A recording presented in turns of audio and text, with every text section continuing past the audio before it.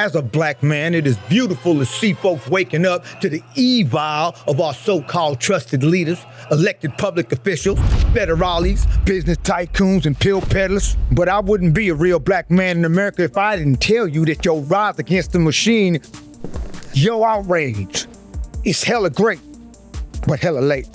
You heard me? You see, while we, and I'm talking about whites, Latinos, Asians, blacks, East Indians, Middle Easterners, while we was divided amongst ourselves, black folks were screaming at the top of their lungs about these same types of jibber jabbers. You feel me? The Ku Klux Wuhan. I know you get that. You know, when you get forced to get the point. You heard me? The Dr. Ouchie. While everybody else and they politicians was calling black and brown folks conspiracy theorists, crybabies, and telling us to get over it, well, now everybody getting the Negro treatment. It's a bumpy ride on the back of that bus, ain't it? Y'all sleepy sunbathers wasn't willing to listen to black folks. And as a result, these corporate devils had plenty of time to dig their claws deep into our ecosystems spiritually, biologically, agriculturally, economically, and psychologically. Your heroes, loved ones, children now belong to the state. And like a pregnant teenager out of Mississippi, you don't even realize it's too late. But the game is over. You want us now. Matter of fact, let me be one of the first to welcome y'all to Black America.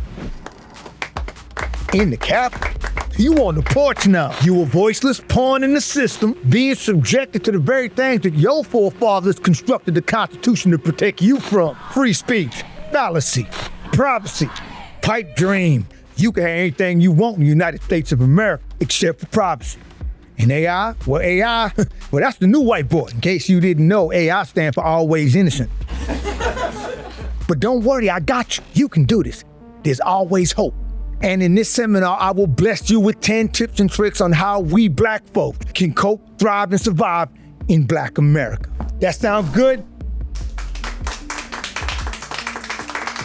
This is the blueprint to making it in Black America, and lucky for you, the instructions ain't written in Mandarin. Tip number 1, your creativity will be hijacked. The white remixing of your songs will have far better success and virality than when you do them yourself. You better believe of that. And I ain't finna say no names, but it's certain social media platforms that will censor and shadow ban your original content to make sure the more homogenized remake is regarded the new original. But this ain't Canal Street. We can spot a fake when we see them. So you gotta make sure that your copyrights and proof of publishing is legally documented and registered. You heard me? Though you may not get the recognition and fame, you'll at least be paid. I'll expound on this a little later in the video. Tip number 2, the rights to your culture, dances, life stories, and humor will be licensed and rewritten by people who've never spent a day in your community. And hell, people who don't even know your life or look nothing like you will be playing you in movies, television, and Broadway shows. Hell, that's how Malcolm X became Malcolm X in the middle.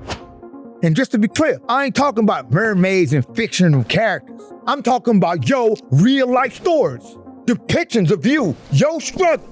A day in the life of an actual human being will be depicted and mocked by folks who could care less about spending the day in your shoes, even if you ain't spent all your child support money on a pair of them new Yeezys. But as a result, the art will lack the nuance and subtleties that made your experience so relatable to begin with. The remedy to that is to include in your licensing negotiations what's called homogenization tax. Now to better explain homogenization tax, we got actor Romani Malco from 40-Year-Old Virgin, Weeds, Think Like a Man, the ABC hit series A Million Little Things. He also directed my blockbuster Tijuana Jackson, Purpose Over Prison, and I think he did a movie with that Mormon boy, Nappy Dynamite or Napoleon Dolomite. Please welcome Romani Malco to the Therapy Center. Hey, TJ, thank you for having me on here, man. So, Romani, welcome to the Therapy Center. Can you explain what is and why is homogenization tax necessary? Media has a tendency to distort current and historical facts. They call it embellishment, and they do it in the name of marketing. The problem with that is, a lot of times, they rob the subject, the original person that the story is about. They rob them the opportunity to be celebrated in their original form. But it also denies the audience a more accurate understanding of who their heroes truly are. Okay, I see that. So how does homogenization tax work? Well, the studios and executive producers would have to pay tax for every deviation from the protagonist's original makeup an original storyline. For instance, if they deviate from the original race of the subject or of the character, they'd have to pay 2 to 3 points to the person that they were actually making the story about. Oh, okay. If they change the accent of that person, another 2 to 3 points would have to be paid out. If they change the texture of hair, another 2 to 3 points would have to be paid out. So basically,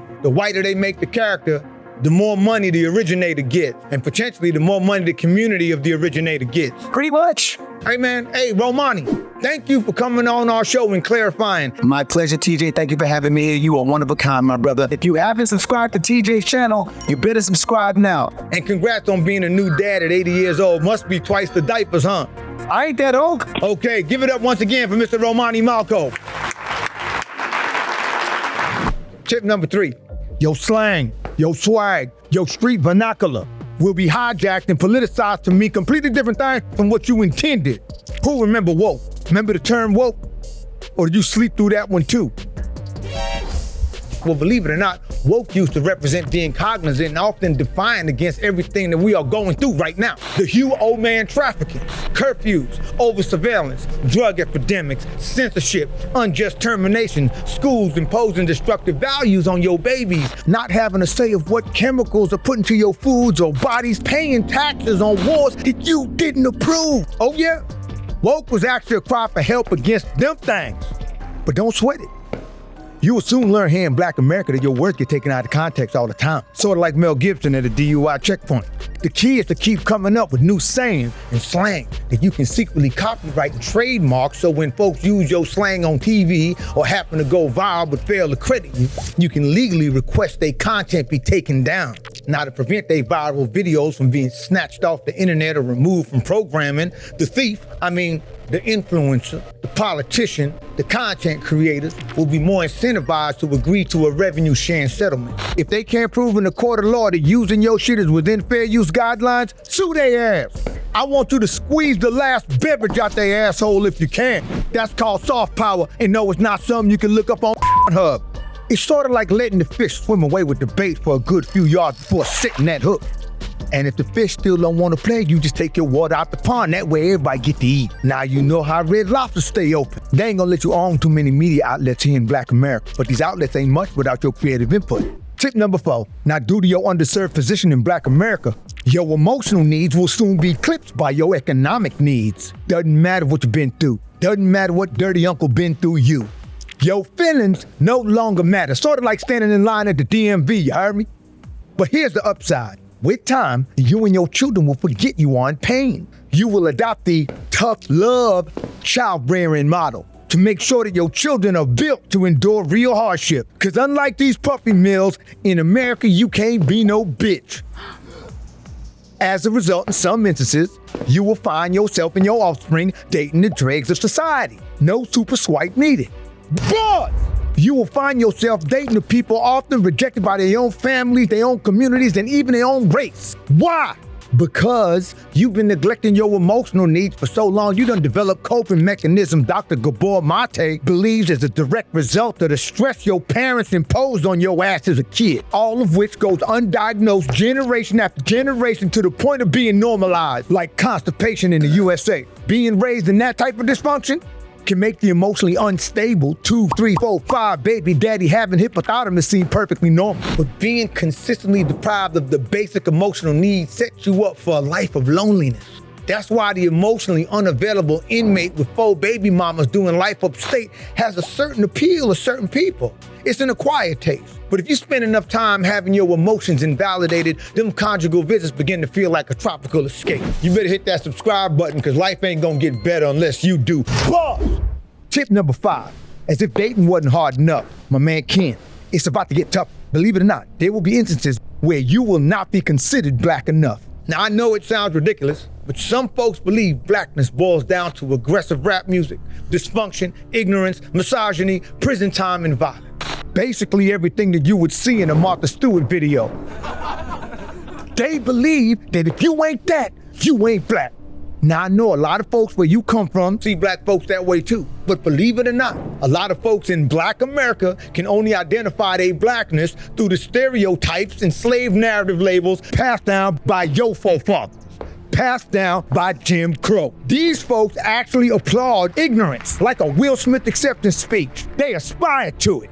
I call them the Trauma Club, bottle service 247. They will repeatedly relive their traumas and ostracize themselves from anything upwardly mobile in the name of staying black. In fact, you'll be regarded corny for smiling, saying hi, or just being positive. My best advice is steer clear of these people, type of that hate on the love boat. Tip number 6. Now, Karen, you're gonna witness a lot of things in Black America that's gonna make you feel unsafe. Now, just remember, black laughter, black expression is often just a form of release, not an act of aggression. The crackhead who runs up to you at the gas station asking for change, well, he's not that different from the politician you gave money to for promising to keep blacks out your neighborhood. Matter of fact, that's how the crackhead ended up at the gas station in the first place. Mírame. Cuando tú escuchas yelling up the street, don't go poking around. Don't call the federales. Just keep shit moving like prune juice.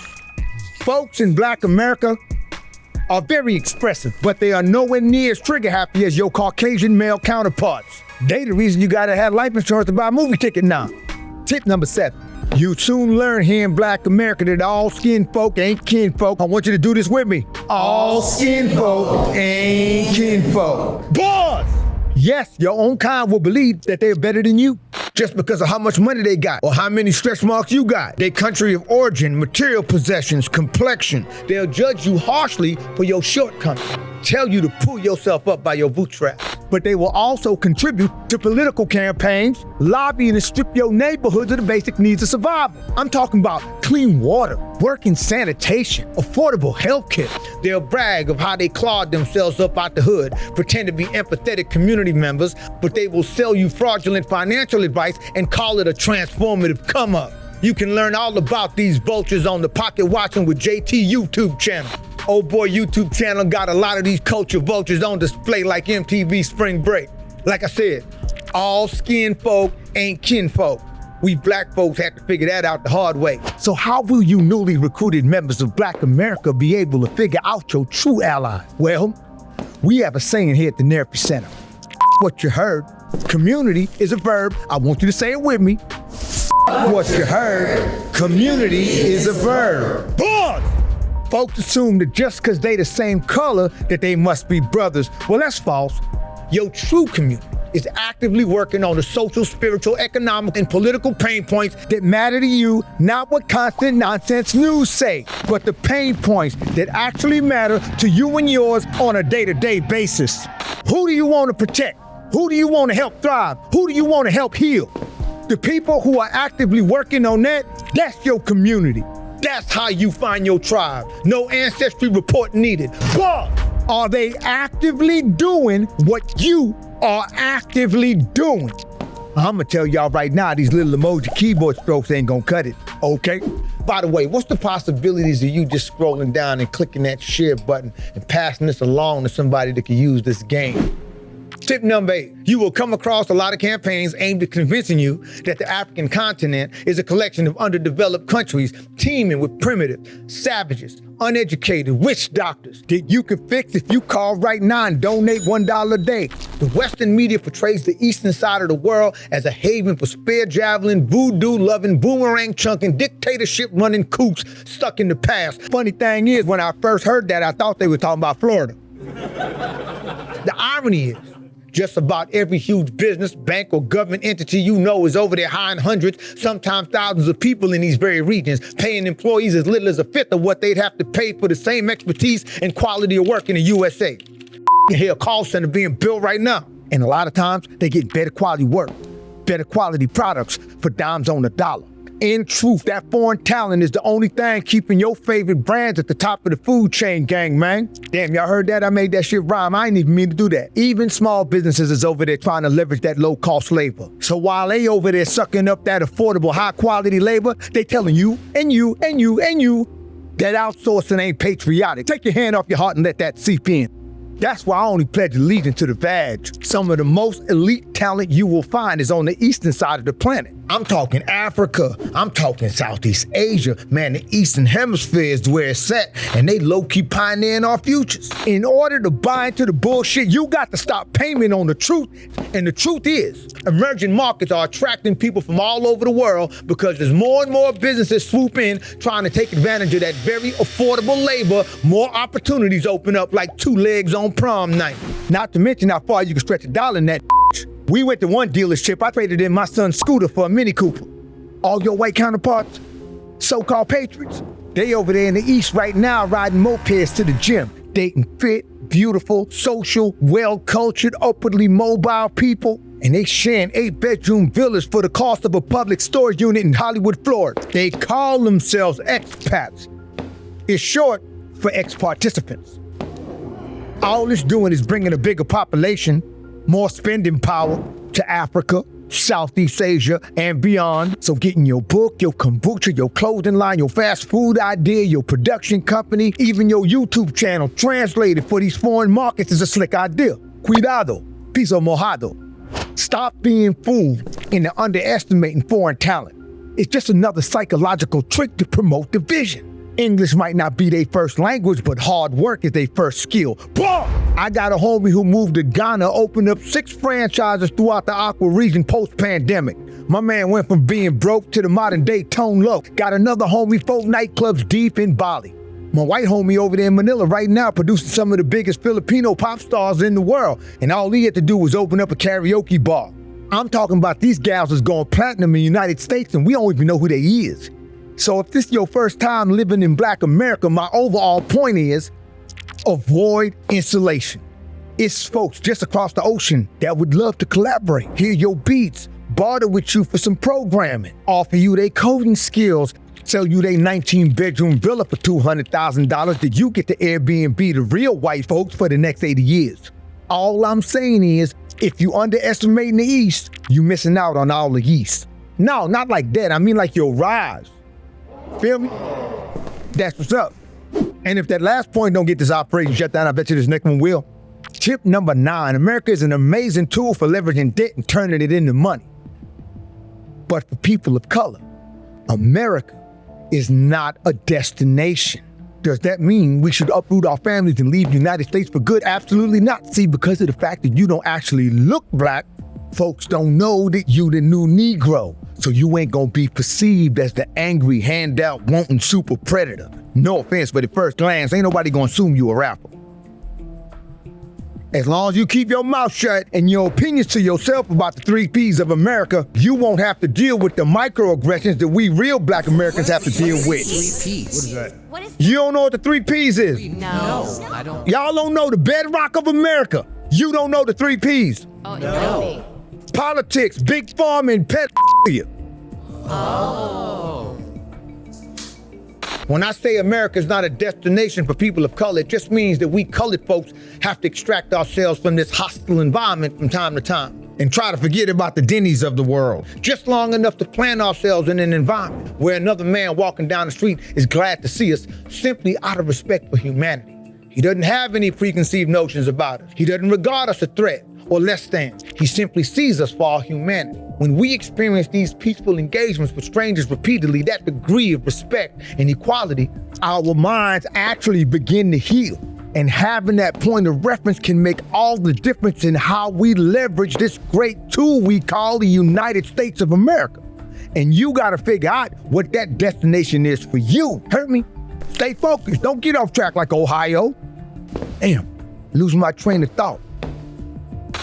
When you live in a country that harbors as many terror bitches as the United States of America, it can make for a very hostile environment. But it could be why the shooting drills became the new recess. But living in the shadow of so much hate and violence can make your mind sick. So make sure to hit that equality reset button 2, 3, 4 times a year.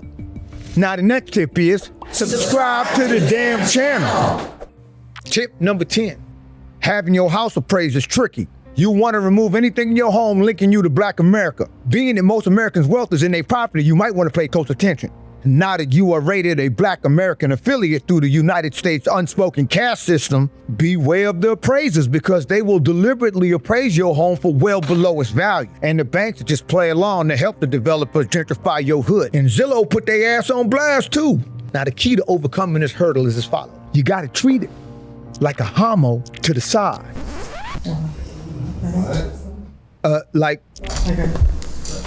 Like a bang bang. Y'all know about the gaffle? That 187? Like stopping somebody from being living. But in the same way, you have to request a private autopsy due to not being able to trust the initial autopsy carried out by your state's corrupt medical examiner. Never trust your first home appraisal. Shit more corrupt than the black market organ trade. Always get 2 different appraisals from 2 different companies on 2 different days. Cause if it's anything in your home linking you to Black America, your appraisal gonna come back lower than your self-esteem, you heard me? And in the event you fail to pack away some photos, paraphernalia that blows your cover, well, you now have a few days, a few weeks in between appraisals to cover that shit up. That alone can cost you or earn you hundreds of thousands of dollars, so please take it seriously. Now here's a bonus tip. The most important point of wealth is not so that you can buy nice things, travel in style, and pay your bills on time. No, the most important point of wealth is having the luxury of being emotionally present and emotionally supportive of your children and loved ones. As I mentioned earlier, for much of Black America, your emotional needs become eclipsed by economic needs. You heard me? And as a result, many of us come from generations of emotional neglect. We call it tough love, but in fact, it's dysfunctional love and extremely damaging to our development. Being an infant, a toddler, a child, a teen with no emotional support system, while experiencing the type of trauma and neglect that many of us have been through, it's a recipe for self-hate. It's a recipe for self-destruction. It's a recipe for self-doubt and poor self-image. Yet, that's how many of us were raised. With no one to turn to as children, we kept our most traumatic experiences to ourselves. Like an altar boy in the 70s. We learned to suck it up, be tough. We learned to not prioritize our emotion. And some of us, just like our parents, remain emotionally immature. Emotionally disconnected to the point of forgetting we was ever in pain. We become adult toddlers who are unable to regulate our emotions, and then we scold our kids for not being able to regulate their emotions. I have a bad habit. My 2-year-old fall down, and I say, "You all right?" It's horrible. What I'm supposed to say is, "What happened? And how do you feel?" Get him into the habit of assessing his emotions so that he can communicate his emotions comfortably and praising him for doing it. We have become emotionally inept. And the irony is that the common denominator for true success and fulfillment is emotional intelligence. So, when you think of wealth, rather than mirroring the rappers and the boss bitches, invest your money in the emotional wellness of you and your loved ones. Because I'm telling y'all from firsthand experience, learning and teaching our kids how to communicate their emotions is the true point of wealth. And it is your greatest chance at achieving true wealth and fulfillment for generations to come. That's some deep shit. I want you to type bars in the comments if you got what I just said. Type BARZ in the comments if you got what I just said. If you are truly serious about taking control of your life, watch this video on the 25 tips I wish I knew in my 30s and 40s next. And if you want to turn your rough upbringing into your unfair advantage, check out my free coaching. Link is in the description. Welcome to Black America. Subscribe to my dad's channel. Bars!